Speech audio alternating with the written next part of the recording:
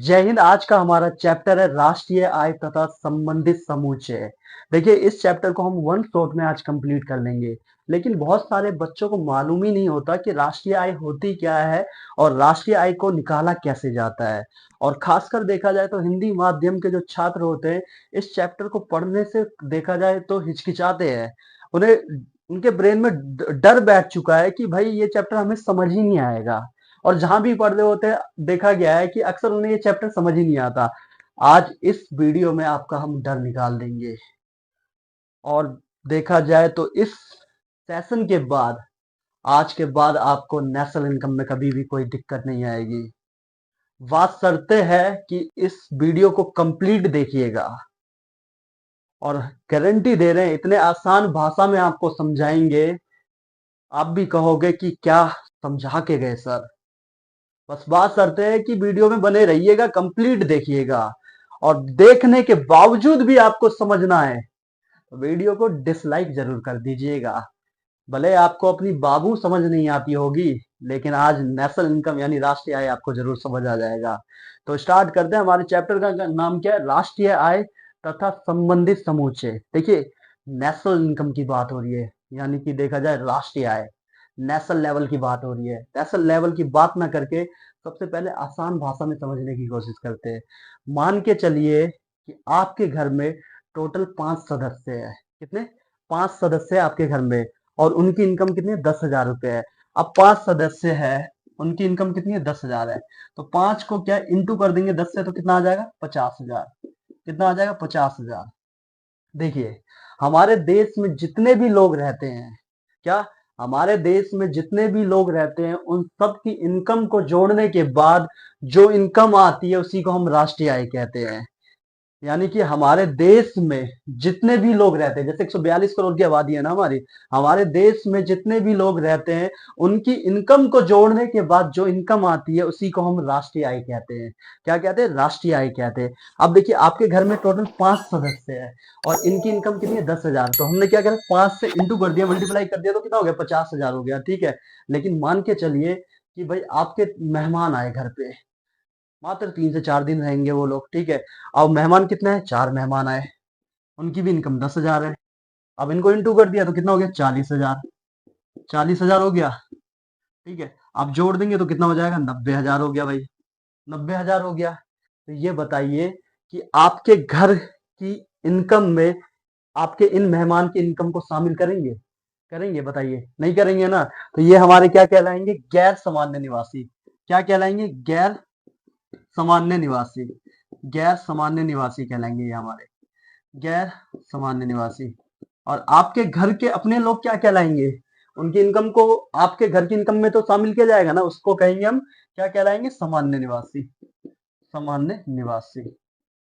ठीक है। सामान्य निवासी। तो आई होप ये आपको समझ आ गया होगा। अब देखिए, राष्ट्रीय आय की डेफिनेशन की बात करें जो किताब में दी गई है, राष्ट्रीय आय से अभिप्राय एक देश के सामान्य निवासियों द्वारा अर्जित की गई कारक आय के कुल जोड़ से है। किससे? कारक आय। ये देखिए ना, कारक आय की बात की गई है। कारक आय। राष्ट्रीय, आपको इतना तो समझ आ गया सामान्य निवासी कौन है। ठीक है। क्या बोला? राष्ट्रीय आय से अभिप्राय एक देश के सामान्य निवासियों द्वारा अर्जित की गई कारक आय के कुल जोड़ से है। अभी कारक आय क्या होता है ये तो समझ आ रहा है कि राष्ट्रीय आय से अभिप्राय, आपने बता दिया सर कि भाई हमारे घर के अंदर 5 सदस्य है, इनकी इनकम 10,000 है, इंटू कर दिया तो 50,000 आ गई, तो ये हमारे सामान्य निवासी कहलाए। और जो हमारे रिश्तेदार आए वो 3 दिन के लिए आए थे, लेकिन ये हमारे सामान्य निवासी नहीं कहलाएंगे, गैर सामान्य निवासी कहलाएंगे, और इनको हम अपने घर की इनकम में ऐड नहीं करेंगे। चलो, ये तो समझ आ गया, सामान्य निवासी हमारे देश के लोग होंगे। राष्ट्रीय आय से अभिप्राय एक देश के सामान्य निवासी द्वारा अर्जित की गई कारक आय के कुल जोड़ से। अब ये कारक आय क्या होता है? कारक आय होता क्या है? देखिए, कारक आय बहुत आसान चीज है। कारक आय, अगर आप कोई भी काम करते हो उसके बदले आपको इनकम मिलती है, यानी आय की प्राप्ति होती है, उसको हम कारक आय कहते हैं। अगर आपको बिना काम के आय की प्राप्ति होती है उसे कहते हैं हम हस्तांतरण आय। जैसे छात्रवृत्ति, पेंशन, ये क्या कहलाती है? आपकी हस्तांतरण आय। तो याद रखना, राष्ट्रीय आय की डेफिनेशन क्या है? राष्ट्रीय आय से अभिप्राय एक देश के सामान्य निवासियों द्वारा अर्जित की गई कारक आय के कुल जोड़ से है। इसमें हस्तांतरण आय को शामिल नहीं किया जाता, इसी को हम राष्ट्रीय आय कहते हैं। तो इतना समझ आ गया होगा आपको। अब देखो, कारक आय को और अच्छे से समझे तो उत्पादन के साधन को समझना होगा। उत्पादन के 4 साधन होते हैं। क्या होते हैं? 4 साधन उत्पादन के। सबसे पहला है भूमि। भूमि की बात करें, भूमि, ठीक है? अगर आपके पास भूमि है तो भूमि से क्या आएगा आपको? किराया। क्या आएगा? किराया। दूसरा श्रम। श्रम की बात करें तो हम आपके यहाँ पर आके पढ़ाते हैं, उससे पढ़ाने के बाद अगर हम आपके यहाँ पे आ रहे हैं, पढ़ा रहे हैं, उससे हमें क्या मिलेगी? मजदूरी। मजदूरी मिलेगी ना, पैसा आएगा ना, तो ये हो गया श्रम। तीसरा है आपका पूंजी। पूंजी, अगर आप पूंजी लगाओगे तो आपको क्या मिलेगा? ब्याज मिलेगा। कैपिटल लगाओगे तो भाई क्या होगा? ब्याज ही तो मिलेगा। फिर उसके बाद उद्यम, यानी कि अगर कंपनी खोलोगे तो इससे क्या होगा? लाभ होगा। इसी सबको हम क्या कहते हैं? कारक आय कहते हैं। क्या कहते हैं? कारक आय। कारक आय। अब कारक आय की डेफिनेशन क्या होती है? उत्पादन के साधन से प्राप्त होने वाली आय को कारक आय या फिर साधन आय कहते हैं। ठीक है? और क्या लिखा है? उत्पादन के साधन से प्राप्त होने वाली आय। भूमि होगा तो भूमि से आएगा किराया। देखा होगा दिल्ली के अंदर इतने सारे धन्ना सेठ बैठे हुए हैं जिनके पास देखा जाए तो लाखों रुपए का किराया आता है। तो किराया आ रहा है ना, तो क्या है? उत्पादन के साधन। भूमि खरीदी होगी उन्होंने, तभी तो किराया आ रहा है। तो उत्पादन के साधन से प्राप्त होने वाली आय को कारक आय या फिर साधन आय भी कहा जाता है, याद रखिएगा। अब श्रम। अब इन धन्ना सेठों के पास बहुत सारी जमीन है। आप कहीं कहीं दुकान खोल रखी होगी, आप काम करने जाओगे तो आपको क्या मिलेगी? मजदूरी मिलेगी, मजदूरी। अब इन धन्ना सेठों के पास भूमि है, किराया, भूमि, भूमि से किराया आ रहा है, पैसा आ रहा है। ठीक है? पैसा आया, फिर उस क्या है कि पैसा आने के बाद इन्होंने पूंजी लगा दी, दुकान खोल दिया, दुकान खोल दिया। अब हम लोअर मिडिल क्लास के लोग वहां जाके श्रम यानी मजदूरी करेंगे तो हमारे पास पैसा आएगा। और यही लोग क्या है? बड़ी बड़ी कंपनी खोल देंगे, उद्यम, तो इनसे लाभ होगा इनको। तो इसी को तो कहा जाता है उत्पादन के साधन। इसी को तो कहा जा रहा है। तो क्या है? उत्पादन के साधन से प्राप्त होने वाली आय को हम क्या कहते हैं? कारक आय या फिर साधन आय कहते हैं। समझ आ गया आपको? अब देखो कारक आय तथा हस्तांतरण आय में अंतर क्या होता है, इसको भी समझना। कारक आय, कारक आय कामों द्वारा, आप कोई भी काम कर रहे हो, जैसे भूमि, किराया आ रहा होगा, या श्रम, मजदूरी कर रहे हो, ठीक है? कारक आय कामों द्वारा परिवारों को उनकी कारक सेवाओं, कारक सेवा, अब ये 4 प्रकार की कारक सेवाओं दे रहे हो आप, कारक सेवाओं के बदले किए गए भुगतान को ही हम कारक आय कहते हैं। जिसका एग्जाम्पल क्या हो जाए? परिसारमिक, ठीक है, किराया, ब्याज। ठीक है, याद रखना। कारक आय कामों द्वारा परिवारों को उनकी कारक सेवाओं के बदले किए गए भुगतान को कारक आय कहते हैं। इसी के एग्जाम्पल क्या हो जाएंगे? परिसारमिक, किराया और ब्याज। ब्याज, ठीक है। हस्तांतरण आय, सिंपल। हस्तांतरण आय वहां आय है जो किसी व्यक्ति को बिना कारक सेवाओं के बदले मिलती है, उसी को हम हस्तांतरण आय कहते हैं। यानी कि भाई आपके पास भूमि नहीं है तो आपके पास किराया भी नहीं आ रहा होगा। आपके पास, अगर मान के चलो आप मेहनत नहीं कर रहे, श्रम नहीं कर रहे, जाके कहीं पढ़ा नहीं रहे हो या कोई काम नहीं कर रहे हो, तो मजदूरी नहीं मिलेगा। मजदूरी नहीं मिलेगा तो भाई आगे जाके पूंजी, पूंजी लगा के ब्याज कैसे कमाओगे? पैसा ही नहीं होगा तो उद्यम, कंपनी कैसे खोलोगे? आप आज के टाइम पे आप लोगों को जो पॉकेट मनी मिलता है तो वो क्या कहला रहा है? हस्तांतरण आय।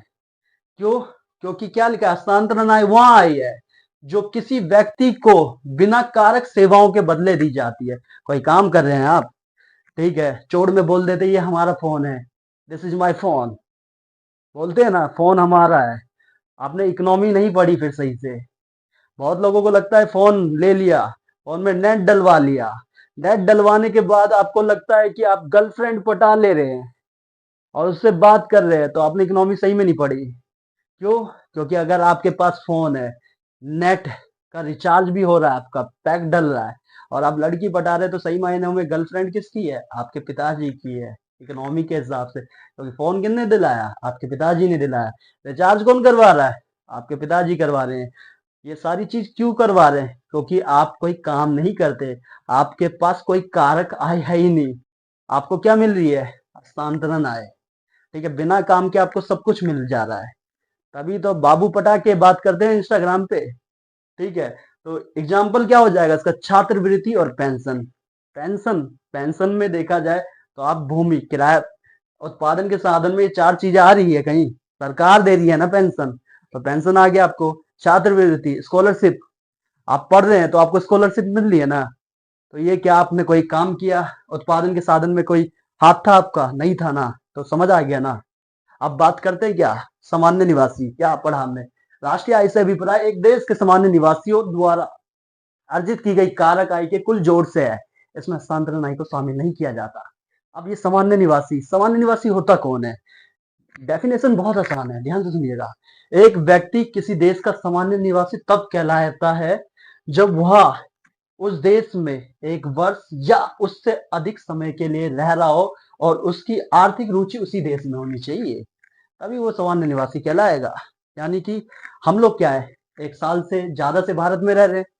हमारी आर्थिक रुचि का मतलब क्या होता है?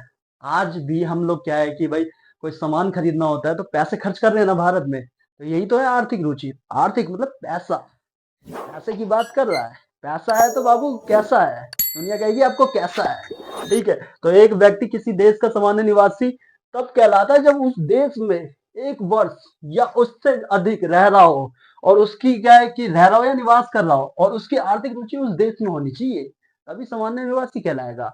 उसके बाद दूसरी लाइन क्या है? पर्यटन। आप गए बाबू को लेकर लंदन घूमने, 3-4 महीने के ट्रिप पे गए, ट्रिप 3-4 महीने के लिए गए ट्रिप पे। उसके बाद क्या है? शिक्षा।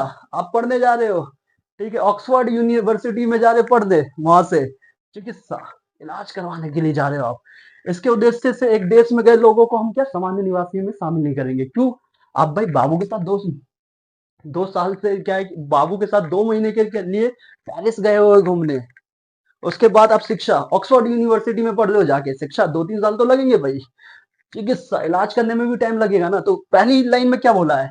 एक व्यक्ति किसी देश का सामान्य निवासी तब कहलाता है जब वो एक वर्ष या उससे अधिक भारत में रह रहा हो और उसकी क्या है, आर्थिक रुचि भी उसी देश में होनी चाहिए। उसी देश में होनी चाहिए ना। आप एक वर्ष से अधिक तो रह नहीं रहे, 2 महीने के लिए बाहर चले गए, 3 साल के लिए बाहर चले गए, चिकित्सा इलाज में कभी कभी टाइम लग जाता है, तो बाहर चले गए, तो आप क्या है कि उस देश के सामान्य निवासी कहलाओगे ही नहीं। नहीं कहलाओगे ना। तो ये चीज समझ आ गई होगी आपको। उसके बाद राष्ट्रीय आय में केवल एक देश के सामान्य निवासी को ही शामिल किया जाता है। याद रखना, राष्ट्रीय आय में केवल एक देश के सामान्य निवासी को ही शामिल किया जाता है। डेफिनेशन पहली बोल दी थी, राष्ट्रीय आय से अभिप्राय एक देश के सामान्य निवासियों द्वारा अर्जित की गई कारक आय के कुल जोड़ से है। इसमें हस्तांतरण आय को शामिल नहीं किया जा सकता, याद रखिएगा बाबू। ठीक है, तो यार देखो, अक्षय कुमार की बात करते हैं हम लोग। अक्की की बात करें तो वो देखा जाए तो उनकी साल में 5 से 6 मूवियां आती है और आधी से ज्यादा मूवियां देखा जाए तो विदेशों में शूट होती है। तो भाई 1 साल से अधिक भारत में रहता हो। अक्षय कुमार तो है कहाँ का, भारत का नागरिक है ना। अभी हालिया में उन्हें नागरिकता मिली, हालिया में ही मिली है उन्हें सिटीजनशिप, तो भारत के नागरिक है वो। लेकिन क्या है, भारत के नागरिक है, लेकिन क्या है कि भाई 5 से 6 मूवियां आती है उनके साल में। अब क्या है कि आधे से ज्यादा मूवियां विदेशों में शूट हो रही है, तो उन्हें क्या हम सामान्य निवासी में शामिल करेंगे? नहीं करेंगे ना, क्योंकि वो भाई देखा जाए तो 1 साल से अधिक भारत में है ही नहीं। आधा टाइम तो वो विदेशों में रह रहे हैं, तो वो भले हमारे देश के नागरिक है, लेकिन हम उन्हें सामान्य निवासी में शामिल बिल्कुल भी नहीं करेंगे। याद रखिएगा, क्या इसमें गैर सामान्य निवासियों की आय को शामिल नहीं किया जा सकता, भले ही वह हमारे देश का नागरिक क्यों ना हो। अक्की हमारे देश के नागरिक है, सिटीजनशिप मिली है हालिया में, लेकिन आधे से ज्यादा टाइम वो विदेशों में बिताते हैं अपनी मूवियों के लिए। तो हम क्या है कि उनको अपनी क्या है कि राष्ट्रीय आय में शामिल नहीं करेंगे, क्योंकि वो हमारे सामान्य निवासी ही नहीं है, भले इस देश के नागरिक क्यों ना हो। ठीक है, समझ आ गया। अब हम बात करेंगे भारत के सामान्य निवासी तथा गैर सामान्य निवासी के उदाहरण या अंतर पे बात करेंगे अब। ठीक है, समझ आ गया ना। एक बार चेक कर लेता हूँ कि सब ठीक है।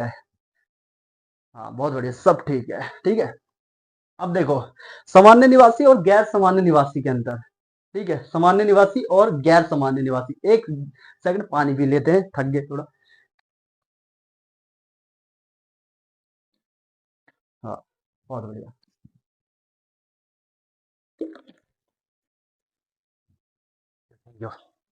सामान्य निवासी की बात करते हैं सबसे पहले। भारत में स्थित विदेशी दूतावासों में काम करने वाले भारतीय क्या कहलाएंगे? भारत के सामान्य निवासी कहलाएंगे। अब ये पूछोगे दूतावासों, देखिए क्या है, यूएनओ के हिसाब से, यूएनओ के हिसाब से नहीं, यूएनओ के अंदर वर्तमान समय में टोटल 193 देश है। हालिया में 2011 में कौन बना था? दक्षिण सूडान यूएनओ का सदस्य बना। अब क्या है कि 192 देशों में भारत की भी एम्बेसी होगी। जैसे अमेरिका की एम्बेसी कहाँ है? दिल्ली के अंदर, भारत की राजधानी। वैसे ही भारत की एम्बेसी कहाँ होगी? वॉशिंगटन डीसी में, अमेरिका के कैपिटल है ना। तो क्या बोला, भारत में स्थित विदेशी दूतावास, अमेरिका का दूतावास कहाँ होगा? दिल्ली के अंदर। ठीक है, भारत में स्थित विदेशी दूतावासों में काम करने वाले भारतीय, यानी कि अमेरिका का दूतावास दिल्ली में, उसमें काम कौन कर रहे हैं? भारतीय, तो वो क्या कहलाएंगे? हमारे सामान्य निवासी। ठीक है, भारत में स्थित विश्व स्वास्थ्य संगठन WHO में काम करने वाले भारतीय क्या कहलाएंगे? सामान्य निवासी। याद रखना बाबू, WHO वर्ल्ड हेल्थ ऑर्गेनाइजेशन, इसकी स्थापना पॉलिटिकल साइंस में पूछ लेगा कक्षा 12वीं में, तो याद रखिएगा 7 अप्रैल 7 अप्रैल 1948। 7 अप्रैल 1948 को WHO की स्थापना हुई थी। इसका मुख्यालय कहाँ पे, ये जरूर पूछेगा, तो कमेंट करके जरूर बताइएगा। ठीक है, तो भारत में स्थित विश्व स्वास्थ्य संगठन WHO में काम करने वाले भारतीय क्या कहलाएंगे? हमारे सामान्य निवासी कहलाएंगे। ठीक है, उसके बाद भारत में स्थित अंतरराष्ट्रीय मुद्रा कोष यानी इंटरनेशनल मॉनेटरी फंड में काम करने वाले भारतीय क्या कहलाएंगे? सामान्य निवासी कहलाएंगे। क्या कहलाएंगे? सामान्य निवासी। IMF की full form international monetary fund यानी अंतरराष्ट्रीय मुद्रा कोष। अब ये बताइए अंतरराष्ट्रीय मुद्रा कोष की स्थापना कब हुई है? और इसका मुख्यालय तो आपको पता ही है, अमेरिका के वॉशिंगटन DC में है। अब इसकी स्थापना कब हुई है? कमेंट करके जरूर बताइएगा। ठीक है, शेष विश्व में भारत का राजदूत, हमारा भी तो भाई शेष विश्व में राजदूत है, सिर्फ पाकिस्तान को छोड़ के। आतंकवादियों के देश में हम अपने राजदूत को क्यों रखेंगे भाई? ठीक है, लेकिन देखना क्या हुआ कि जब तालिबान की बात करें, तालिबान अफगानिस्तान के अंदर है। अब वहां पे क्या है कि भाई दुनिया भर के क्या है राजदूत वहां से भाग गए, लेकिन आज भी भारत का राजदूत तालिबान में है, और तालिबान भारत के राजदूत की एकदम तरीके से सिक्योरिटी कर रहा है। देख रहे हो कितना भाईचारा है, भाईचारा है। तालिबान क्या है कि दुनिया के लिए खराब हो सकता है, लेकिन भारत के लिए अच्छा है। ठीक है, भारत के लिए अच्छा है। आज भी क्या है कि भारत के लोगों को देखा होगा कि भाई जैसे अफगानिस्तान की क्रिकेट टीम है, उसको देखा जाए तो भारतीय कितना पसंद करते हैं उन लोगों को। राशिद खान ले लो, ठीक है, मोहम्मद नबी ले लो, रहमतुल्लाह गुरबाज ले लो, कितना पसंद किया जाता है उन लोगों को। और अफगानिस्तान के लोग भी भारतीय क्रिकेट टीम को और भारत के लोगों को बहुत पसंद करते हैं। पाकिस्तान की तरह नहीं है ये लोग। ठीक है, तो शेष विश्व में भारत के राजदूत क्या कहलाएंगे? सामान्य निवासी कहलाएंगे। भारत में 1 वर्ष से अधिक अवधि के लिए रह रहे विदेशी नागरिक, 1 वर्ष से अधिक समय के लिए रह रहे विदेशी नागरिक, या तो वो अध्ययन के मकसद से आए होंगे या वो चिकित्सा के मकसद से आए होंगे, तो वो क्या कहलाएंगे? हमारे सामान्य निवासी कहलाएंगे। क्या? सामान्य निवासी। तो आई होप ये सामान्य निवासी के 5 पॉइंट आपको समझ आ गए होंगे, जिसके अंदर हमने बताया भारत में स्थित विदेशी दूतावासों में काम करने वाले भारतीय क्या कहलाएंगे? हमारे सामान्य निवासी। भारत में स्थित विश्व स्वास्थ्य संगठन WHO में काम करने वाले भारतीय क्या कहलाएंगे? सामान्य निवासी। इंटरनेशनल मॉनेटरी फंड में काम करने वाले भारतीय क्या कहलाएंगे? आपके सामान्य निवासी। ठीक है, ये भारत में स्थित है। ठीक है, शेष विश्व में भारत के राजदूत क्या कहलाएंगे? सामान्य निवासी। और भारत में क्या है कि 1 वर्ष से अधिक अवधि के लिए रह रहे विदेशी नागरिक, अब 1 वर्ष से अधिक के लिए रहेंगे, आर्थिक रुचि कहाँ होगी? भारत में ही होगी ना, तो क्या कहलाएंगे? सामान्य निवासी। या तो वो पॉसिबल अध्ययन के लिए आए होंगे या चिकित्सा के लिए आए होंगे। अब बात करेंगे गैर सामान्य निवासी। ये देखिए विदेशों में स्थित, अब भाई हमारे क्या है कि अमेरिका का क्या है दूतावास, एम्बेसी दिल्ली में हो सकता है, तो हमारा भी एम्बेसी वॉशिंगटन DC में होगा ना। तो क्या विदेशों में स्थित भारतीय दूतावास, अमेरिका का दूतावास यहाँ पे, भारतीय दूतावासों में काम करने वाले विदेशी क्या कहलाएंगे? गैर सामान्य निवासी। ठीक है, गैर सामान्य निवासी कहलाएंगे। भारत में स्थित विश्व स्वास्थ्य संगठन, ठीक है, भारत में स्थित विश्व स्वास्थ्य संगठन में काम करने वाले विदेशी क्या कहलाएंगे? गैर सामान्य निवासी कहलाएंगे। और अंतरराष्ट्रीय मुद्रा कोष, भारत में स्थित अंतरराष्ट्रीय मुद्रा कोष में काम करने वाले विदेशी क्या कहलाएंगे? गैर सामान्य निवासी कहलाएंगे। और भारत में स्थित विदेशी राजदूत वो क्या कहलाएंगे? गैर सामान्य निवासी। जैसे हमारे देखा जाए तो दुनिया भर में जो राजदूत है वो सामान्य निवासी है, लेकिन इंडिया में जो क्या है कि भाई बाकी देशों के राजदूत होंगे, वो देखा जाए तो हमारे लिए गैर सामान्य निवासी है। क्यों? देखो राजदूत, जैसे अमेरिका में हमारा राजदूत है, अमेरिका में मान के चलिए किसी का वीजा में दिक्कत आ रही है, करवाने जाएगा, जो भी पैसा आएगा वो राजदूत को जाएगा, वो पैसा कहाँ आता है? इंडिया आता है, तो उसे हम क्या है नेशनल इनकम में शामिल कर सकते हैं। ठीक है, तो ये याद रखिएगा। अब देखो भारत में स्थित विदेशी राजदूत वो क्या कहलाएंगे? हमारे गैर सामान्य निवासी। भारत में 1 वर्ष से कम अवधि के लिए काम कर रहे विदेशी तकनीक या विशेषज्ञ क्या कहलाएंगे? गैर सामान्य निवासी। विदेशी तकनीक की बात करें, भाई इंडिया में आए काम कर रहे हैं, ठीक है, तकनीकी क्षेत्र में काम कर रहे हैं, लेकिन क्या फिर चले गए, 1 साल से कम रहे, तो गैर सामान्य निवासी कहलाएंगे। विशेषज्ञ आते हैं, आते चले जाते, जैसे बड़े बड़े बिजनेसमैन आते हैं। अभी आए थे कौन? बिल गेट्स, देखा होगा, डोली चाय वाला जो है, उनके साथ देखा जाए तो भाई उनकी एक वीडियो आई, खूब वायरल हुई। ठीक है, तो क्या है कि वो आए इंडिया, ठीक है, मिले प्रधानमंत्री मोदी जी के साथ भी मिले, ठीक है, बिजनेस पे बात हुई काफी सारी, लेकिन क्या है कि वो चले गए, तो क्या है हमारे लिए वो क्या कहलाएंगे? गैर सामान्य निवासी। आई होप ये सारे पॉइंट आपको समझ आ गए होंगे। आ गए ना भाई? कमेंट करके जरूर बताइएगा कि कैसा कैसी लगी क्लास। ठीक है, अब हम बात करेंगे, फटाफट आप स्क्रीनशॉट ले लीजिए। अब हम घरेलू सीमा और घरेलू आय के बारे में बात करेंगे। ठीक है, स्टार्ट, ले लीजिए स्क्रीनशॉट। देखिए, अब हम बात करेंगे घरेलू सीमा और घरेलू आय के बारे में, यानी डोमेस्टिक बाउंड्री और डोमेस्टिक इनकम के बारे में बात करेंगे। तो आइए सबसे पहले हम जानते हैं कि घरेलू सीमा होती क्या है। देखिए, अगर हम घरेलू सीमा की बात करें तो भारत की घरेलू सीमा वह सीमा है जो सरकार द्वारा नियंत्रित की गई उस भौतिक सीमा को कहते हैं जिसके अंदर व्यक्ति, वस्तु तथा पूंजी स्वतंत्र रूप से परिचालित होती है। स्वतंत्र रूप से परिचालित होती है, यानी कि अब भाई भारत के अंदर, यानी कि भारत की घरेलू सीमा के अंदर आप क्या किसी भी वस्तु का प्रोडक्शन कर सकते हो और कहीं भी पूंजी लगा सकते हो स्वतंत्र रूप से। तो ये बात की गई है। लेकिन घरेलू सीमा की बात करें तो देखो भाई क्या बोल रहा है, भारत की घरेलू सीमा वह सीमा है जो सरकार द्वारा नियंत्रित की गई उस भौतिक सीमा को कहते हैं जिसके अंदर व्यक्ति, वस्तु तथा पूंजी स्वतंत्र रूप से परिचालित होती है। यही बोल रहा है ना? तो याद रखिएगा, जो घरेलू सीमा होती है, एक तो होती है आपकी ज्योग्राफिकल बाउंड्री।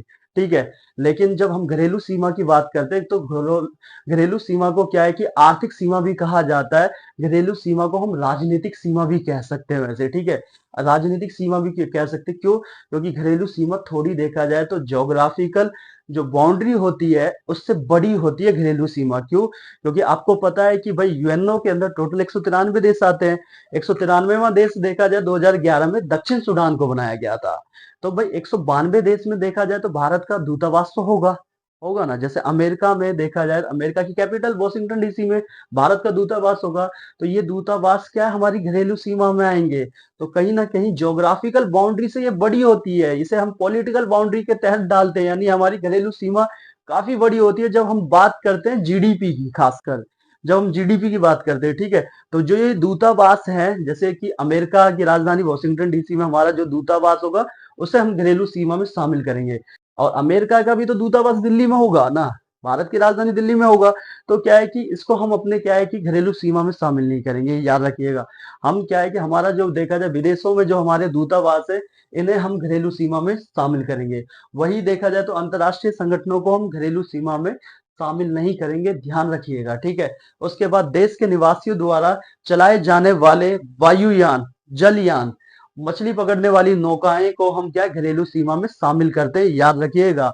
हम इन्हें क्या घरेलू सीमा में शामिल करते हैं, किसको? देश के निवासियों द्वारा विश्व में चलाए जाने वाले वायुयान, जलयान, मछली पकड़ने वाली नौकाओं को हम घरेलू सीमा में शामिल करते हैं। तो आई होप आपको घरेलू सीमा समझ आ गया होगा, जिसमें हमने क्या बात की, भारत की घरेलू सीमा वह सीमा है जो सरकार द्वारा नियंत्रित की गई उस भौतिक सीमा को कहते हैं जिसके अंदर व्यक्ति, वस्तु तथा पूंजी स्वतंत्र रूप से परिचालित होती है। वही विदेशों में स्थित दूतावास को हम घरेलू सीमा में शामिल करते हैं, अंतरराष्ट्रीय संगठनों को हम घरेलू सीमा में शामिल नहीं करते। देश के निवासियों द्वारा चलाए जाने वाले वायुयान, जलयान, मछली पकड़ने वाले नौकाओं को हम घरेलू सीमा में शामिल करते हैं। इतना आपको समझ आ गया होगा। अब बात करते हैं घरेलू आय के बारे में, यानी डोमेस्टिक इनकम की बात करें। घरेलू आय से अभिप्राय एक लेखा वर्ष की अवधि, यानी एक साल की बात कर रहा है। अवधि के दौरान देश की घरेलू सीमा में सृजित कारक आय के कुल जोड़ से है, यानी कि आपने कितनी वस्तुओं का क्या उत्पादन किया है उसको जोड़ने के बाद ही आपकी घरेलू आय निकलेगी।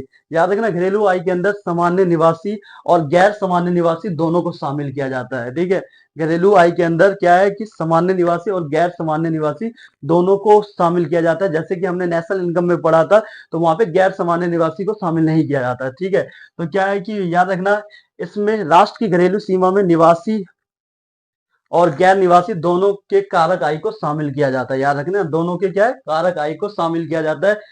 निवासी और गैर निवासी दोनों के कारक आय को शामिल किया जाता है, याद रखना।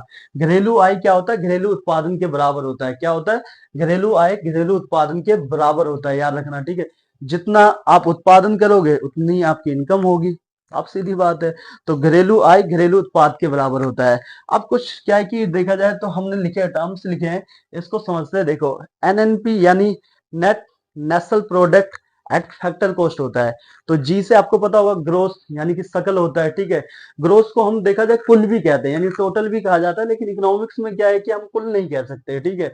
वहां पे ग्रोस का यूज किया जाता है, ठीक। उसके बाद एन की बात करें, एन यानी नेट यानी कि शुद्ध की बात कर रहा है। डी से क्या होता है आपका डोमेस्टिक यानी घरेलू। उसके बाद एन से क्या होगा नेशनल यानी राष्ट्रीय। पी से क्या होगा आपका प्रोडक्ट यानी उत्पाद। एफ सी क्या होगा फैक्टर कॉस्ट यानी कि साधन लागत, ठीक है। एमपी मार्केट प्राइस यानी बाजार कीमत। तो ये क्या थे टर्म्स थे, इसको याद रखना, ठीक है। जी यानी ग्रोस यानी सकल, एन मतलब नेट मतलब शुद्ध, डी मतलब डोमेस्टिक यानी घरेलू, एन मतलब नेशनल मतलब राष्ट्रीय, पी मतलब प्रोडक्ट उत्पाद, एफ सी मतलब फैक्टर कॉस्ट, एमपी मतलब मार्केट प्राइस यानी साधन लागत बाजार कीमत, ठीक है। इतना याद रखना। अब देखो एनएनपी एफसी की बात करें, इसे लिखा कैसे जाता है अभी बताया ना, net national product at factor cost. ये याद रखना, ये राष्ट्रीय, ये नेशनल लेवल पे यूज किया जाएगा, ये नेशनल लेवल पे यूज किया जाएगा, ठीक है। वही देख नेट की जगह क्या हो जाएगा ग्रोस, नेशनल की जगह हम डोमेस्टिक, प्रोडक्ट एट आपका मार्केट प्राइस, ठीक है। तो याद रखना। अब देखो इसको हिंदी में कैसे लिख सकते हैं, कारक लागत पर शुद्ध राष्ट्रीय आय लिख सकते हैं किसको, एनएनपीएफसी। यहाँ पे क्या एट फैक्टर कॉस्ट लिखा है ना, तो इसको सबसे आगे लगाएंगे कारक लागत, ठीक है। कारक लागत यहाँ पे क्या है कि एफसी लिख सकते हैं, यहाँ पे क्या एफसी सेम, ठीक है। कारक लागत पर राष्ट्रीय घरेलू उत्पाद यानी कि एनएनपीएफसी की बात करें तो इसे हिंदी में कैसे बोलेंगे, कारक लागत पर शुद्ध राष्ट्रीय आय। और एनडीपी कारक लागत पर राष्ट्रीय घरेलू उत्पाद, ठीक है। राष्ट्रीय घरेलू उत्पाद ऐसे लिखा जाएगा, ठीक है। तो आई होप ये सब समझ आ गया होगा आपको। देखिए अब हम बात करते हैं कुछ चीजों को, जैसे खासकर जीडीपी के बारे में बात करते हैं। जीडीपी जैसे इंग्लिश में क्या कहते हैं, ग्रोस डोमेस्टिक प्रोडक्ट, यानी हिंदी में क्या कहते हैं सकल घरेलू, ठीक है, उत्पाद, ठीक है। सकल घरेलू उत्पाद कहते हैं। अब ग्रोस डोमेस्टिक प्रोडक्ट आपको पता ही होगा कि भाई राजनीतिक सीमा के अंतर्गत एक साल के अंदर उत्पादित होने वाली सभी वस्तुओं और सेवाओं और अंतिम मूल्यों को जोड़ने के बाद क्या निकल आती है, हमारी जीडीपी निकल आती है, ठीक है। यानी कि टोटल हमने कितना उत्पादन किया, वो सब जोड़ने के बाद क्या है कि हमारी जीडीपी निकल आती है। अब देखो सिंपल भाषा में आपको जीडीपी समझाते हैं। देखिए ग्रोस डोमेस्टिक प्रोडक्ट सिंपल भाषा में समझना, एक कंपनी है बाहर की जिसका नाम है वोडाफोन, ठीक है। वो एक साल के अंदर 100 रुपए का क्या है उत्पादन करती है। वही भारत के अंदर एक और कंपनी है जिसका नाम है रिलायंस, जो कि इंडिया की कंपनी है। वो एक साल के अंदर क्या 150 रुपए का उत्पादन करती है। अब इन दोनों को जोड़ दोगे 100 प्लस 150, तो क्या आ जाएगा 250। तो ये आ गई क्या है आपकी जीडीपी आ गई सिंपल भाषा में। जीडीपी तो लाखों करोड़ों में जाती है, सिंपल भाषा में बता रहे हैं कि मान के चलिए हमारे देश के अंदर दो कंपनियां हैं, ठीक है। एक है रिलायंस जो कि इंडिया की है, और एक है वोडाफोन जो बाहर की है। रिलायंस एक साल के अंदर 150 रुपए का उत्पादन करती है, और वही वोडाफोन एक साल के अंदर 100 रुपए का उत्पादन करती है। दोनों को जोड़ दिया तो कितनी जीडीपी आ गई हमारी, देखा जाए तो 250 रुपए जीडीपी आ गई। वहीं अब ये बताइए कि एक बंदा है बाहर, अमित नाम का, वो बाहर 50 रुपए कमा रहा है, तो क्या उसे हम अपनी जीडीपी में शामिल करेंगे, यानी कि अमित नाम का लड़का अमेरिका में 50 रुपए कमा रहा है, तो क्या हम उसे अपनी जीडीपी में शामिल करेंगे, नहीं करेंगे ना, क्योंकि वो हमारी घरेलू सीमा में आता ही नहीं है, हमारी राजनीतिक सीमा में तो नहीं आता ना, इसलिए शामिल नहीं करेंगे। तो ये समझ आ गया होगा। अगला आता है इसी में आपका, जीडीपी की बात कर ली तो एक होता है आपका GNP, GNP gross national product, gross national,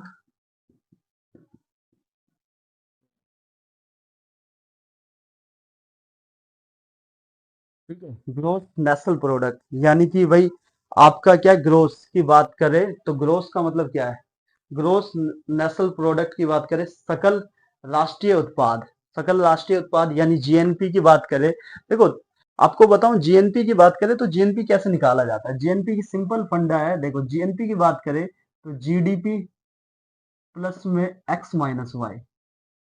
देखो याद रखना, जीडीपी हमेशा आपको बढ़ी हुई नजर आएगी और जीएनपी हमेशा आपको घटी हुई नजर आएगी, ठीक है।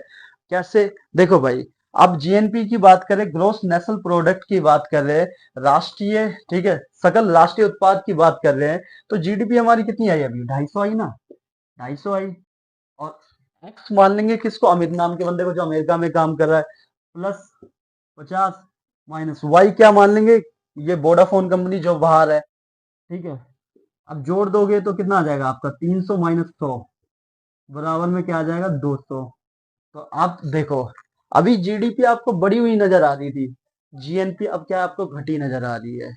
ऐसा क्यों है, देखिए वोडाफोन कंपनी क्या कर रही है, एक साल के अंदर भारत के अंदर 100 रुपए का प्रोडक्शन कर रही है, उत्पादन कर रही है, और वही अमित नाम का बंदा अमेरिका में 50 रुपए कमा रहा है। अब जीडीपी और जीएनपी कब बराबर होगी, जीडीपी जीएनपी जब बराबर होगी जब अमित भी क्या है कि 50 की जगह 100 रुपए कमाएगा। 100 रुपए कमाएगा, जो वोडाफोन कंपनी 100 रुपए कमा रही है, मतलब 100 रुपए का सालाना प्रोडक्शन कर रही है, अमित जब क्या है कि अमेरिका में 100 रुपए कमाएगा और भारत भेजेगा, तो कहीं ना कहीं उस दौरान हमारी जीडीपी और जीएनपी बराबर नजर आएगी, ठीक है। तो आई होप आपको जीडीपी और जीएनपी नजर मतलब समझ आ गया होगा। जीडीपी यानी कि ग्रोस डोमेस्टिक प्रोडक्ट, यानी सकल घरेलू उत्पाद की बात करें तो यह हमेशा आपको बढ़ी हुई नजर आएगी, और जीएनपी हमेशा क्या घटी नजर आती है। लेकिन आपके मन में सवाल तो आता होगा कि जीडीपी का बढ़ने से क्या फायदा होता है। देखिए जीडीपी का बढ़ने से फायदा क्या होगा कि दुनिया भर की कंपनी को, भाई अब भारत की जीडीपी ग्रोथ कर रही होगी तो दुनिया भर की कंपनी आकर्षित होगी भारत की तरफ। जैसे पाकिस्तान में तो कोलैप्स है, कोलैप्स कर गई है पाकिस्तान की जीडीपी, तो भाई दुनिया भर की कंपनी क्या है कि भारत की तरफ आकर्षित होगी। क्यों, क्योंकि भारत भाई बहुत बड़ा मार्केट है, हब है, लोग यहाँ पे क्या है कि आबादी भी बहुत ज्यादा है, और यहाँ पे देखा जाए प्रॉफिट भी अच्छा खासा होता है। तो यहाँ पे लोग क्या है कि भाई कंपनियां भारत में आएगी, भारत में आएगी, कंपनियां आएगी तो कंपनियां भारत में आएगी, जगह लेगी यानी जमीन खरीदेगी, जमीन खरीदेगी, अब क्या है कि वहां पे बनाएगी भाई ऑफिस, बनाएगी अपना ऑफिस, बनाएगी फैक्ट्री खोलेगी या कंपनी खोलेगी बड़ी सी। तो क्या है कि यहाँ से क्या मजदूर लेबर उठाएगी, उठाएगी ना। इससे क्या होगा कि रोजगार पैदा होगा, और फिर यहाँ के लोगों को रोजगार भी मिलेगा। तो यहाँ फिर क्या होगा, सरकार को टैक्स मिलेगा, और सरकार क्या है, वेलफेयर का काम कर पाएगी, सोशल वेलफेयर का काम कर पाएगी। इसका जीडीपी से हमें इससे फायदा होता है। तो आपको जीडीपी और जीएनपी समझ आ गया होगा, सिंपल भाषा में समझाया जीडीपी क्या होता है, जीएनपी क्या होता है। अब देखो जीडीपी को, अब देखो ये ग्रोस नेशनल प्रोडक्ट है ना, इसमें ना जी हटा देते हैं, बात करते हैं किसकी, जी हटा के एनडीपी पे बात करते हैं, एनडीपी। और यहीं पे क्या है कि जी हटा के एनएनपी कर देते हैं। एनडीपी होता है नेट डोमेस्टिक प्रोडक्ट, ठीक है, शुद्ध घरेलू उत्पाद, शुद्ध घरेलू उत्पाद, ठीक है। अब देखो ये निकाला कैसे जाता है, एनडीपी बराबर में जीडीपी माइनस डेप, यानी मूल्यह्रास, मूल्यह्रास, मूल्यह्रास की बात करते हैं, जीडीपी यानी माइनस डेप। अब देखो जाहिर सी बात है कि भाई 150 रुपए का रिलायंस कंपनी क्या है कि सालाना उत्पादन कर रही है, वोडाफोन 100 रुपए का कर रही है। अब भाई जरूरी तो है नहीं कि भाई सारी चीज अच्छी बना रही होगी, उसमें कुछ ना कुछ टूट फूट तो हो रही होगी, कुछ ना कुछ तो खराबी आई होगी, कुछ ना कुछ तो हुआ होगा ना। तो मान के चलिए कि भाई जो रिलायंस की बात करें, रिलायंस का क्या है कि भाई 10 चीजें टूट गई है, और वही वोडाफोन की 5, ठीक है। अब 10 5 15 हो गया, तो क्या करेंगे, जीडीपी हमारी कितनी आई थी, 250, और माइनस कर देंगे डेप 10, तो कितनी आ जाएगी, एनडीपी 240, यानी 10 का क्या हुआ, मूल्य ह्रास हुआ है। तो ये एनडीपी आ गई, यानी कि नेट, ठीक है, एनडीपी हमारी आ गई नेट डोमेस्टिक प्रोडक्ट, यानी शुद्ध घरेलू उत्पाद आ चुका है कि भाई हाँ 240 रुपए का हम क्या कर रहे हैं, प्रोडक्शन कर रहे हैं। शुद्ध घरेलू उत्पाद यानी कि 240 रुपए का सालाना प्रोडक्शन हो रहा है, ये एकदम शुद्ध वैल्यू आ गई, ठीक है। और वही एनएनपी नेट नेशनल प्रोडक्ट की बात करें, शुद्ध राष्ट्रीय उत्पाद की बात करें, तो इसमें कुछ नहीं करना आपको। एनपी की बात करें, एनएनपी बराबर में जीडीपी माइनस में डी कर देंगे, ठीक है। अब जीडीपी माइनस में डी कर देंगे, तो जीडीपी टोटल क्या है कि एनएनपी जीएनपी माइनस में क्या कर देंगे, डी कर देंगे, जीएनपी सॉरी, जीएनपी माइनस में डी कर देंगे। अब जीएनपी माइनस में डी करेंगे, जीएनपी कितना आया था हमारा, 200 आया ना, 200 आया, माइनस में डी कर देंगे तो डी कितना आ रखा है, 10 5 15, 15 आ रखा है, तो कितना हो जाएगा आपका 185, ठीक है, 185 हो जाएगा, 185 हो जाएगा। क्यों, क्योंकि भाई नेट नेशनल प्रोडक्ट आपका 185 हो जाएगा, क्यों, क्योंकि भाई वहां पे जो बंदा अमित है यूएसए के अंदर, वो क्या है कि भाई पैसे भेज रहा है ना, 50 रुपए भेज रहा है, कभी भाई 50 की जगह 54 भेज देगा, तो वहां पे कोई टूट फूट थोड़ी हो रही है, मूल्य ह्रास थोड़ी हो रहा है। तो ये चीज हो रही थी, तो याद रखना कि ये समझ आ गया होगा, जीडीपी क्या होती है, एनएनपी क्या होती है, आपका जीएनपी क्या होती है, और एनडीपी क्या होती है, ये सब समझ आ गया, स्क्रीनशॉट ले लो फटाफट, फिर आगे बढ़ते हैं। देखिए इस चैप्टर का जो हमारा अगला टॉपिक है वो क्या है, डेप्रिसिएशन यानी कि मूल्यह्रास यानी डेप। देखिए हमेशा याद रखना बाबू, आप जब कभी भी कोई वस्तु खरीदते हो और उस वस्तु का जब भी आप यूज करना शुरू कर देते हो तो उस वस्तु की वैल्यू ऑटोमेटिक गिरना शुरू हो जाती है, यानी कि उसका मूल्यह्रास शुरू हो जाता है। इसको समझने के लिए हमने एक एग्जांपल लिया है। मान के चलिए कि एक फ़ोन की कीमत थी 22,000 रुपये, यानी कि ग्रोस यानी सकल यानी जी, 22,000 रुपये फ़ोन की कीमत थी शुरुआती दौरों में। अगर हमें क्या है कि फ़ोन की रियल यानी कि नेट यानी कि शुद्ध वैल्यू निकालनी है तो हमें क्या करना पड़ेगा, डेप को माइनस करना पड़ेगा, यानी कि डेप्रिसिएशन क्या हो जाएगा, माइनस हो जाएगा। और शुद्ध वैल्यू कितनी आ गई, 7,000, यानी कितने का डेप्रिसिएशन हुआ हमें, मूल्यह्रास 15,000 रुपये का हुआ। और याद रखिएगा जब नेट से आपको ग्रोस में दोबारा जाना है, यानी कि शुद्ध वैल्यू को आपको फिर से कन्वर्ट करना है ग्रोस में, तो हमेशा याद रखिएगा वो डेप्रिसिएशन क्या हो जाएगा, प्लस हो जाएगा। इसको समझने के लिए एक क्वेश्चन को समझते जो यहाँ पे हमने लिखा है, इतना समझ आ गया होगा आपको। देखो GDP at market price, value कितनी दे रखी है, 7,000 रुपये, डेप कितना है 900 का, हमें net domestic product at market price पे निकालना है। तो इसको क्या करेंगे, कैसे करेंगे, देखिए यहाँ पे देखिए आपको क्या करना है, ये एनडीपी एट मार्केट प्राइस जो लिखा है ना, इसको राइट साइड में हमेशा लिखना है। एनडीपी एट मार्केट प्राइस को हमेशा राइट साइड पे लिखना है, फिर जीडीपी मार्केट प्राइस। अब आपको क्या है, जीडीपी को कन्वर्ट किस में करना है, एनडीपी में ना, यानी ग्रोथ से आपको कहाँ पे जाना है, नेट पे, यानी ग्रोथ से नेट पे जाना है तो आपको ग्रोथ से क्या नेट पे जाओगे, यानी कि आपको शुद्ध वैल्यू निकालनी है ना।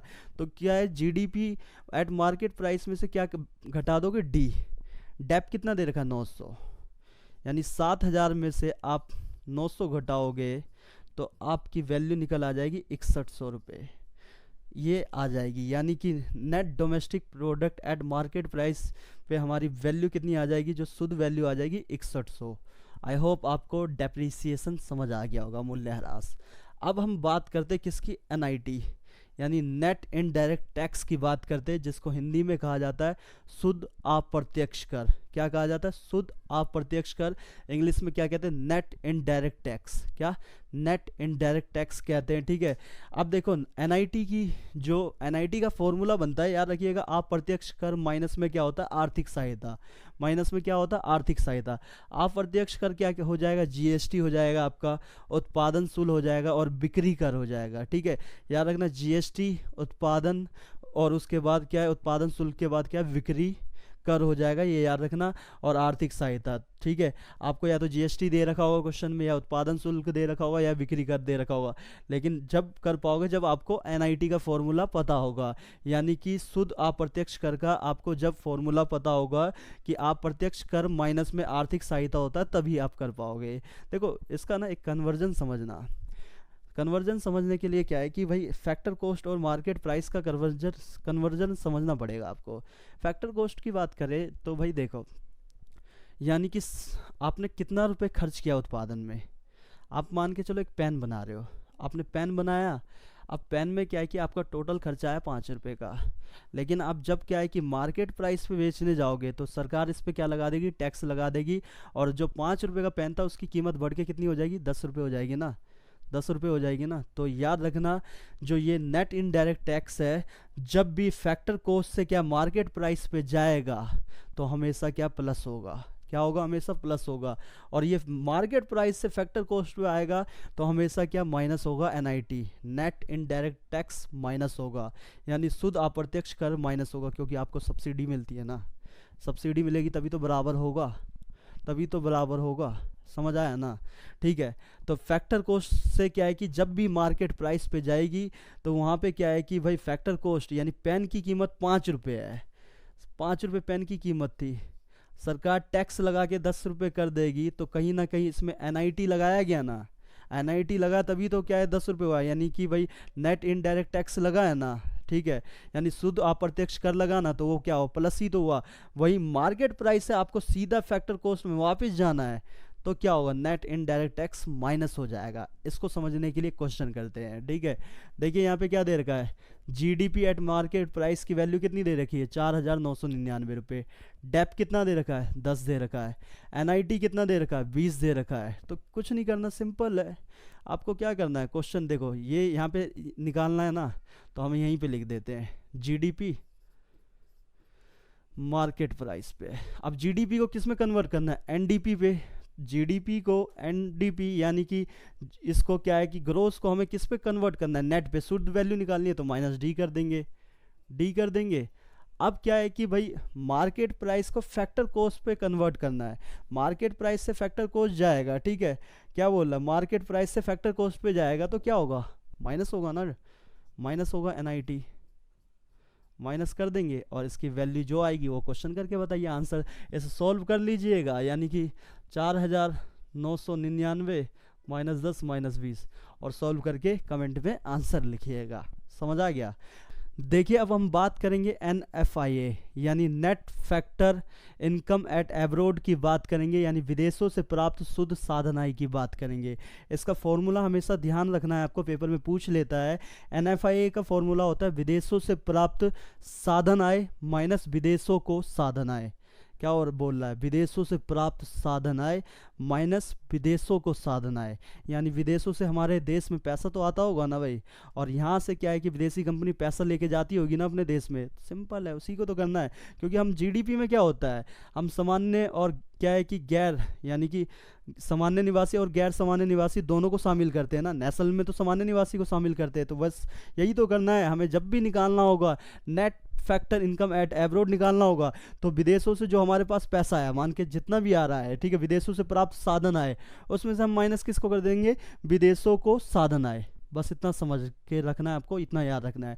लेकिन इसके कन्वर्जन की बात करें, जब भी हमें क्या घरेलू डोमेस्टिक से नेशनल में जाना होगा, डोमेस्टिक से अगर नेशनल में जाना है तो वहाँ पे हमेशा NFIA प्लस कर देंगे, ठीक है। और वही नेशनल से डोमेस्टिक में आएंगे तो माइनस कर देंगे NFIA, यानी कि net factor income eight abroad minus कर देंगे जब हम नेशनल से डोमेस्टिक में जाएंगे, और डोमेस्टिक से नेशनल में आएंगे तो हमेशा प्लस कर देंगे। इसको समझने के लिए ना एक क्वेश्चन करते, समझ आ जाएगा आपको। देखो यहाँ पे क्या है, NDP एट फैक्टर कॉस्ट पे हमें कितना दे रखा है, 9,000 दे रखा है। डेप 40 दे रखा है। NIT 30 दे रखा है। NFIA 15 दे रखा है। और हमें क्या निकालना है, GNP एट क्या है, मार्केट प्राइस पे निकालना है। अब देखो क्या करना है, यहाँ पे लिख दो NDP फैक्टर कॉस्ट। अब क्या है कि आपको नेट से क्या है, ग्रोस पे जाना है। नेट से ग्रोस पे जाना है तो आपको क्या करना पड़ेगा, प्लस डेप कर देना पड़ेगा। डेप कर दिया, फिर उसके बाद क्या है, आप क्या बोल रहा है, NIT की बात कर रहा है। NIT की बात कर रहा है तो NDP से, यानी कि आपको क्या है, फैक्टर कॉस्ट से कहाँ जाना है, मार्केट प्राइस पे जाना है। तो फैक्टर कॉस्ट से हम जब भी मार्केट प्राइस पे जाएंगे तो क्या होगा, आपका NIT भी प्लस होगा। लेकिन NIT से पहले हमें क्या लेना है, NFIA लेना है। NFIA लेना है तो क्या है भाई, NFIA लेंगे तो याद रखना डोमेस्टिक से हमें कहाँ जाना है, नेशनल पे जाना है। डोमेस्टिक से नेशनल पे जाएंगे तो NFIA भी क्या होगा, प्लस होगा। और उसके बाद आपका प्लस क्या हो जाएगा, आपका NIT प्लस हो जाएगा। अब इन सब को जोड़ देंगे हम तो कितना हो जाएगा, इन सब को जोड़ देंगे 9,000 प्लस 40 प्लस 30 प्लस 15। कमेंट में आंसर बताइएगा कितना आया, कमेंट करके आंसर बता दीजिएगा। तो आई होप ये आपको समझ आ गया होगा, जिसके अंदर अभी हमने पढ़ लिया, मूल्य ह्रास के बारे में पढ़ लिया, नेट इनडायरेक्ट टैक्स के बारे में पढ़ लिया, शुद्ध अप्रत्यक्ष कर के बारे में पढ़ लिया, NFIA यानी net factor income eight abroad के बारे में कंप्लीट पढ़ लिया। अब हम बात करेंगे ग्रॉस नेशनल प्रोडक्ट, जिसके बारे में अभी बता दिया है आपको वीडियो में। लेकिन क्या है कि देखिए जो किताब के टॉपिक है उस हिसाब से भी आपको जानना जरूरी है। ग्रॉस नेशनल प्रोडक्ट हिंदी में क्या कहते हैं, सकल घरेलू उत्पाद। यानी GDP का फॉर्मूला क्या होता है, उत्पादन इकाइयों मल्टीप्लाई कीमत। यानी आपने कितनी वस्तुओं का उत्पादन किया है, कितनी इकाइयों का उत्पादन किया है और उसकी कीमत क्या है, ठीक है। तो याद रखना GDP का फॉर्मूला क्या होता है, Q मल्टीप्लाई P, ठीक है। उत्पादन इकाइयों को Q से डिनोट किया जाता है, कीमत को P से डिनोट किया जाता है। अब हम समझते हैं हमारा सबसे मेन टॉपिक है इसके बाद मौद्रिक GDP, और क्या है कि आपका वास्तविक GDP होती क्या है, ठीक है। मौद्रिक GDP यानी नॉमिनल GDP और रियल GDP में अंतर क्या होता है, होती क्या है। देखिए मौद्रिक GDP की बात करते हैं तो इसको समझना ध्यान से। हमने यहाँ पे साल लिया है, क्वांटिटी ली है, यानी कि कितना उत्पादन हुआ है, प्राइस कीमत ली है, और जीडीपी का फॉर्मूला। मान के चलिए 2010 में क्या है कि ध्यान से सुनिएगा, 2010 में हमारे इंस्टीट्यूट के अंदर टोटल देखा जाए तो 900 बच्चे थे, और एक बच्चा हमें फ़ीस देता था मात्र 10 रुपये, 10 रुपये फ़ीस देता था। तो क्या है कि टोटल जीडीपी कितनी निकल के आ गई हमारी, 9,000 रुपये निकल के आ गई। उसके बाद 2011 में हमारे पास बच्चे कितने थे, 800 थे, और कीमत कितनी होगी 12, तो कितने आ गए, 9600 आ गए। फिर 2012 में 700 क्या है बच्चे रह गए, प्राइस कितनी होगी यानी फ़ीस कितनी होगी, 15 रुपये होगी, और कितना हो गया, 10,500 हो गया ना।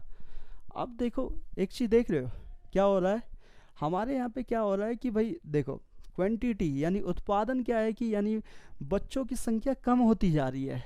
पहले 900 था, फिर 800, फिर 700, कम होती जा रही है, लेकिन प्राइस जो है वो तो बढ़ता जा रहा है ना, 10 हो गया, 12 हो गया, 15 हो गया, प्राइस बढ़ता जा रहा है। उसके बाद देखो यहाँ पे 9,000, 9600, 10,500, इसका मतलब ये है कि देखा जाए तो भाई प्राइस बढ़ रहा है, ठीक है, प्राइस क्या हो रहा है, बढ़ रहा है, लेकिन क्या है, उत्पादन कम होता जा रहा है। यानी कि देखा जाए तो बच्चों की फ़ीस बढ़ती तो जा रही है, लेकिन बच्चों की संख्या कम होती जा रही है। इसी को हम कहते हैं मौद्रिक जीडीपी, ठीक है, समझ आ गया। और वास्तविक जीडीपी की बात करें तो वास्तविक जीडीपी यानी रियल जीडीपी की बात करें तो उसमें क्या होता है कि ना हम एक किसी साल को आधार वर्ष मान लेते हैं। जैसे मान के चलिए 2010 को हमने क्या करा, आधार वर्ष मान लिया, 2010 को हमने आधार वर्ष मान लिया, और उसकी कीमत भी क्या है कि 2010 की कीमत के हिसाब से चलेंगे।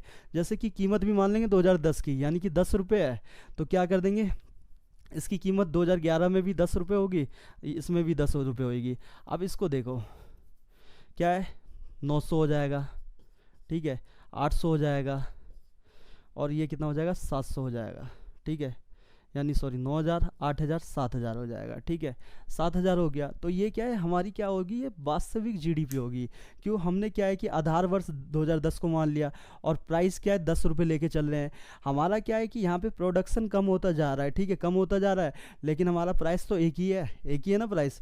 जैसे 9,000 हो गया, फिर 8,000 आ गया, हमारी जीडीपी 7,000 आ गई। तो इससे पता चल रहा है कि ये हमारी वास्तविक जीडीपी है, और इससे ये भी पता चल रहा है हमारा प्रोडक्शन भी कम हो रहा है, ठीक है। पेपर में क्वेश्चन आता है कि भाई मौद्रिक जीडीपी और वास्तविक जीडीपी की बात की जाए तो इसमें देखा जाए तो मानव कल्याण के सूचक के रूप में इनमें से किसको देखा जाता है। तो याद रखना, आपको लिख के आना है कि पेपर में मौद्रिक जीडीपी और वास्तविक जीडीपी में मानव कल्याण के सूचक के रूप में वास्तविक जीडीपी को देखा जाता है, क्योंकि ये वास्तविक रिपोर्ट देता है हमें रियल जीडीपी से क्या है कि अवगत करवाता है, ठीक है। तो आई होप ये सारी चीज़ें अभी तक आपको समझ आ गई होगी। लेकिन याद रखिएगा, मौद्रिक जीडीपी का फॉर्मूला क्या होता है, वर्तमान वर्ष की मात्रा मल्टीप्लाई वर्तमान वर्ष की कीमत। और वहीं देखा जाए तो वास्तविक जीडीपी का फॉर्मूला क्या होता है, वर्तमान वर्ष की मात्रा मल्टीप्लाई आधार वर्ष की मात्रा।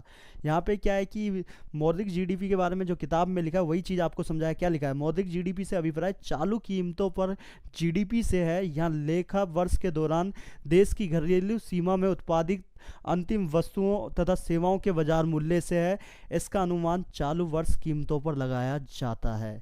तो आपको अभी बता दिया, इतना आपको समझ आ गया होगा। फटाफट स्क्रीनशॉट ले लीजिए, आगे चलते हैं नेक्स्ट टॉपिक की और फटाफट ले लीजिएगा। देखिए अब हम बात करेंगे जीडीपी अपस्फायक होता क्या है। देखिए एक देश की घरेलू सीमा के अंदर उत्पादित सभी वस्तुओं तथा सेवाओं, क्या लिखा है, जीडीपी अपस्फायक एक देश की घरेलू सीमा के अंदर उत्पादित सभी वस्तुओं तथा सेवाओं से संबंधित कीमत स्तर में परिवर्तन, जो कीमत स्तर में परिवर्तन होगा या कीमत सूचकांक में परिवर्तन को दर्शाता है। यानी कि एक देश की घरेलू सीमा के अंदर सभी उत्पादित वस्तुओं तथा सेवाओं से संबंधित बात की गई है। कहीं ना कहीं उनके कीमत में क्या है कि भाई देखा जाए तो परिवर्तन होता है। इसको या तो हम सूचकांक परिवर्तन में भी दर्शा सकते हैं। तो कहीं ना कहीं मान के चलिए, एग्जाम्पल के लिए समझे, इस मार्कर की कीमत अभी वर्तमान समय में 25 रुपये है। पहले कभी ना कभी 20 रुपये तो हुआ करती थी, तो इसके कीमत में तो परिवर्तन हुआ ना। तो यानी कि इसके सूचकांक में भी तो परिवर्तन को दर्शाता है। सूचकांक कीमत में परिवर्तन हुआ ना, यही बात कर रहा है। तो इसे हम क्या कहते हैं, जीडीपी अपस्फायक कहा जाता है, ठीक है। तो भाई कीमत सूचकांक का फॉर्मूला आपको याद रखना क्या होता है, मौद्रिक जीडीपी वट्टे में क्या होगा, वास्तविक जीडीपी मल्टीप्लाई में 100। मौद्रिक जीडीपी को क्या कहते हैं, नॉमिनल जीडीपी, और वास्तविक को रियल जीडीपी कहा जाता है, मल्टीप्लाई में 100, ये आपको पहले हम समझा चुके हैं, ठीक है। आपको ना एक क्वेश्चन करके दिखाना है। क्वेश्चन क्या है कि वास्तविक जीडीपी हमें 200 दे रखी है, कीमत सूचकांक हमें कितना दे रखा है, 110 दे रखा है। आपको क्या मौद्रिक जीडीपी डिफाइन करना है, यानी नॉमिनल जीडीपी आपको डिफाइन करना है। कमेंट में इसका आंसर जरूर लिखिएगा, इससे हमें पता चल जाएगा आपको कितना समझ आ गया, ठीक है। तो ये याद रखिएगा। अभी आपने पढ़ा था ना कि वास्तविक जीडीपी के बारे में अभी आपको हमने बताया था। वास्तविक जीडीपी क्या होता है कि मानव कल्याण और खासकर सामाजिक कल्याण के सूचक के रूप में हमें देखा जाता है, ठीक है। देखा जाता है किसको, वास्तविक जीडीपी को। क्यों? क्योंकि वास्तविक जीडीपी एक एग्जैक्ट रिपोर्ट देती है जीडीपी की, ठीक है, रियल रिपोर्ट देती है। और कहा जाता है कि वास्तविक जीडीपी में वृद्धि, इसका मतलब है कि भाई जीडीपी में वृद्धि होना। लेकिन आपके पेपर में ये वाला क्वेश्चन जरूर आएगा, ठीक है, क्योंकि भाई जीडीपी कल्याण की बात करें तो इसकी भी कुछ सीमा है। लेकिन आपके पेपर में एक क्वेश्चन आ सकता है कि कल्याण के सूचकांक, यानी कि कल्याण के सूचकांक के रूप में जीडीपी का महत्व को क्या कम करता है। क्या लिखा है, कल्याण के सूचकांक के रूप में जीडीपी के महत्व को क्या कम करता है। हाँ, कम करता है। कैसे? देखिए, इसके 4 पॉइंट है, समझना पड़ेगा आपको। आय का वितरण, देखो आय के वितरण में क्या कहता है कि अधिक जीडीपी होना समाज का कल्याण सूचक नहीं माना जा सकता। कल्याण यानी वेलफेयर नहीं माना जा सकता। इसका मुख्य कारण आय का वितरण है। इसका मुख्य कारण क्या है? आय का डिस्ट्रीब्यूट है, इनकम का डिस्ट्रीब्यूट है, वितरण है। क्योंकि प्रति व्यक्ति जीडीपी होने का अर्थ यहाँ बिल्कुल नहीं है कि सबकी आय अधिक हो। यानी क्या बोल रहा है? क्योंकि प्रति व्यक्ति जीडीपी होने का अर्थ यहाँ बिल्कुल नहीं है कि सबकी आय अधिक हो। इसका मतलब ये भी हो सकता है कि कुछों की आय तो बहुत अधिक होगी और कुछों की आय बहुत कम होगी। एग्जाम्पल के लिए समझे, मान के चलिए एक ए नाम का बंदा है जिसकी इनकम है 15,000, एक बी नाम का बंदा है जिसकी इनकम है 7,000, ठीक है। बी नाम का बंदा है जिसकी इनकम क्या है 7,000। सी नाम का बंदा है, ठीक है, जिसकी इनकम है 4,000, ठीक है। डी नाम का बंदा है, इसकी इनकम भी है 4,000। अब टोटल जोड़ देते तो कितना आ जाएगा? 15, 7, 22, 4, 26, 30,000। अब 30,000 को 4 से भाग देंगे, कटेंगे, 2 दूनी 4, 15,000 2 से काटेंगे तो कितना हो जाएगा? 15,000 में 7,500 आ गया, 7,500 आ गया। तो क्या है कि भाई 7,500 सबकी इनकम होनी चाहिए ना, लेकिन यहाँ सबकी इनकम है 7,500 नहीं है ना। क्यों? एक की 15,000 है, इसकी कितनी है? 7,000 इनकम होगी इसकी, ठीक है। इसकी कितनी होगी? 7,000 इनकम होगी इसकी, 7,000। सी की 4, डी की 4,000 है। यही तो बोल रहा है कि अधिक जीडीपी होना समाज का कल्याण सूचक नहीं माना जा सकता, कल्याण सूचक नहीं माना जा सकता। इसका मुख्य कारण आय का वितरण है। अब आय का वितरण देख सकते हो, ठीक है, आय का वितरण है। क्योंकि प्रति व्यक्ति जीडीपी होने का अर्थ यहाँ बिल्कुल नहीं है कि सबकी इनकम यानी आय अधिक हो। यहाँ पे सबकी आय अधिक दिख रही है आपको? नहीं दिख रही ना। हो सकता है कुछ की आय बहुत अधिक हो, ए की आय भी अधिक है, बी की भी अधिक है, और वहीं कुछ की आय बहुत कम हो, सी और डी की आय कम है। और जब हम निकालते हैं जीडीपी तो क्या है कि इससे पता चल रहा है कि भाई पर कैपिटा इनकम सबकी कितनी होनी चाहिए? 7500 होनी चाहिए ना। तो है नहीं है ना।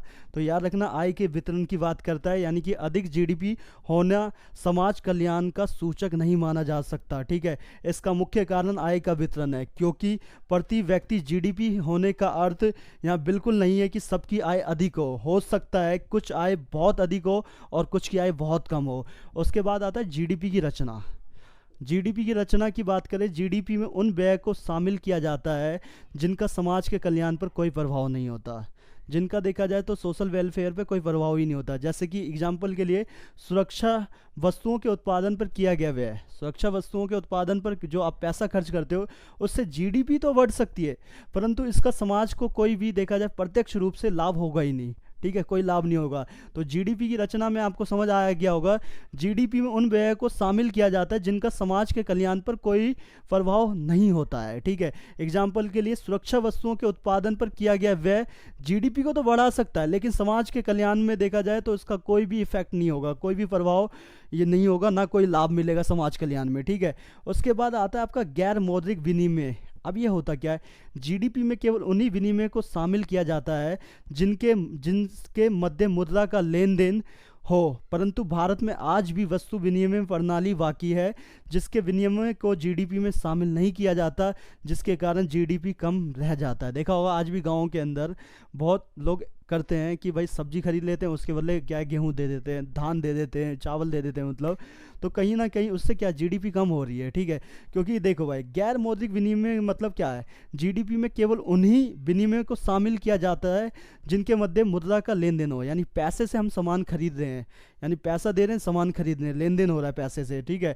लेकिन क्या है, परंतु भारत में आज भी वस्तु विनिमय प्रणाली बाकी है जिसके विनिमय को जीडीपी में शामिल नहीं किया जाता, जिसके कारण क्या है जीडीपी कम हो रही है। उसके बाद वार्ताएं की बात करें, इससे अभिप्राय व्यक्ति और फार्मों द्वारा की गई उन क्रियाओं से है जिनका अच्छा या बुरा प्रभाव दूसरों पे पड़ता है, अच्छा भी पड़ता है बुरा प्रभाव भी पड़ता है, ठीक है। लेकिन इसके लिए उन्हें दंडित नहीं किया जा सकता और ना या कोई लाभ प्राप्त नहीं होता, ठीक है। या तो उन्हें हम दंडित नहीं कर सकते, ना हमें कोई लाभ प्राप्त हो रहा है। जैसे कारखानों के द्वारा प्रदूषण से लोगों को हानि हो रही है, हमें लाभ मिल रहा है, जो प्रदूषण हो रहा है उससे हानि हो रही है ना, तो हमारी जान पे बात आ रही है ना कहीं जान पे बात आ रही है। दिल्ली सबसे ज़्यादा प्रदूषित सिटियों में से एक गिना जाता है दिल्ली को, तो क्या है कि भाई कहीं ना कहीं देखा जाए तो भाई सबसे ज़्यादा क्या है प्रदूषित हो रहा है ना। तो क्वेश्चन आएगा कि भाई कल्याण के सूचकांक के रूप में जीडीपी के महत्व को क्या कम करता है, तो आप लिख के आना हाँ कम करता है। और इसके कई सारे कारण हैं जिसमें आपको आय का वितरण लिखना है, जीडीपी की रचना लिखनी है, गैर मौद्रिक विनिमय लिखना है और वार्ताएं लिखनी है। तो आई होप ये वाला चैप्टर आपको समझ आ गया होगा। ये चैप्टर यहीं पे हमारा कंप्लीट हो जाता है। अगर कोई समस्या उत्पन्न हो तो कमेंट करके ज़रूर बताइएगा। अगर आपको इस चैप्टर से रिलेटेड नोट्स चाहिए तो हमारा टेलीग्राम का चैनल ज्वाइन कर सकते हैं, डिस्क्रिप्शन में लिंक मिल जाएगा। अभी के लिए बस इतना ही, जय हिंद।